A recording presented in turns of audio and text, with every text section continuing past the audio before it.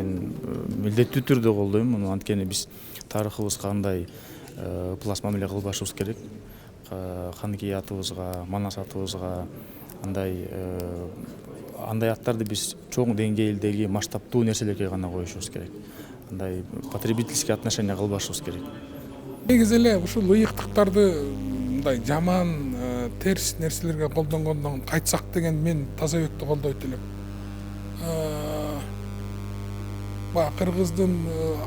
Кыргыз балдарына, кыргыз элине жүрөгүн өйүй турган ыйатан куршу болбосо турган нерселерге, мындай жаман нерселерге ыйыгаттарды койбосок туура эле болот го деп ойлойм да, жеке оюм. Зыян алып келип калбайбы? Себеби буга чейин аталыштар бар да, Сейтек деп аталган, мисалга алсак. Бар болчу, мисалы Манас, Семетей, Сейтек деген тамакилер бар эле, арактар бар эле. Эми зыян алып келиши мүмкүн, бирок мындай өткөл мезгил коюп коюш керек да. 1-2-3 жылдын ичинде ошол брендтерди акырындан баары бүткөндөн кийин алмаштыруу деп. Өткөл мезгил сөзсүз болуш керек да. Баягы бизнеске, ишкерлерге зыян болбош керек. Болору болду да убагында. Өткөр мезгил деген бир коюп коюш керек. Мен колдойт элем, анткени бул биздин бул жөн эле эпос эмес, бул акыркы ушул советтер маалында мындай эпос катары эле көрүнүккөнгө аракет кылышкан. Негизинен түпкүсүнөн алганда бул реалдуу окуя, реалдуу биздин тарых болгон. Биздин ушул кыргыздардын эзелтеден бери өзүнүн сактап келген бул бирден бир дагы ушул эпос болуп эсептелсе, экинчи жагынан биз муну баркташыбыз керек, дамыташыбыз керек. Тескерисинче бул жерде дагы башка мындай керек болсо ошол билесиздерби, убагында пионер, комсомол сыяктуу эле биз ошолорду мектеп жакка дагы караттырып, бирок айымдар кандай болот экен билбейм, бирок мен Каныкей дейбиз, Манас дейбиз, бага чейин Сейтек дейбизби айтор. Тескерисинче буларды аңызгалыш керек деп ойлойм. Негизи буга чейин эми аталып калган ушундай спирттик ичимдиктер бар да, алардын ишин токтотуу кандай болуп калат? Бир зыян алып келип калбайбы ишкерлерге? Жок, эч токтолбойт, мен ойлойм. Ал өзүнүн продукциясын кандай чыгарса ошону чыгарып келе берет. Болгону атын өзгөртүп койсун, башка бир ат койсун, башка бир бренд кылсын. Бирок биздин ушундай өзүбүздүн тарыхыбызга, өзүбүздүн бир чоң бир сыймыктана турган нерсебизди эч качан булгабашыбыз керек деп ойлойм. Желекти бүгүн өзгөртпөйбүз деген көп суроолор.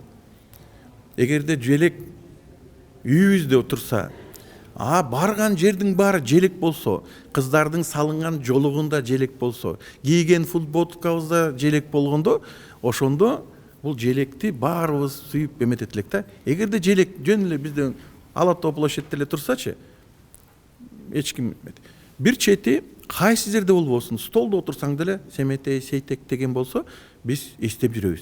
Эгерде биз балган жердин баарында жасканга болбойт, ал ыйык сөт, ал биз үчүн мындай деп туруп айта берсек, анда унутулуп калат да. Ошондуктан менин оюмча мас болуп, такыр мас болуп калганча ошо Манасты карап туруп мас болдум да. Ошол үчүн менин оюмча баардыгына тыюу сала берсек болбойт. Эмне үчүн дегенде биз деген демократия кылып атабыз. Анан кийин эгерде тыюу салса, анда мамлекет өзү барып патент алсын, регистрация кылсын.